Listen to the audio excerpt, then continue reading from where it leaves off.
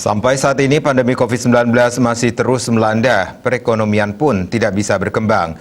Sektor pariwisata menjadi salah satu yang paling terdampak dari COVID-19, terutama bagi Provinsi Bali yang menggantungkan perekonomian pada sektor ini.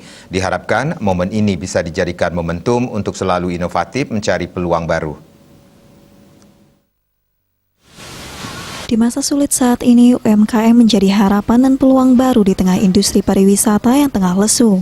Begitu juga dengan kejelian pelaku usaha untuk menangkap peluang baru.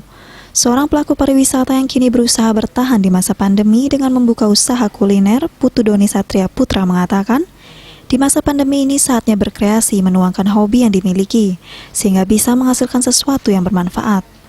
Situasi ini bisa digunakan sebagai pembelajaran agar jangan terlalu mengandalkan sektor pariwisata dan mulai mengedepankan bisnis lokal. Selalu komitmen dan konsisten dengan apa yang dilakukan, jangan pernah menyerah serta terus terapkan protokol kesehatan dengan baik. Di masa pandemi ini, marilah kita berkreasi, tunjukkan hobimu, lebih enak bekerja, menghasilkan dengan hobimu, kan seperti itu.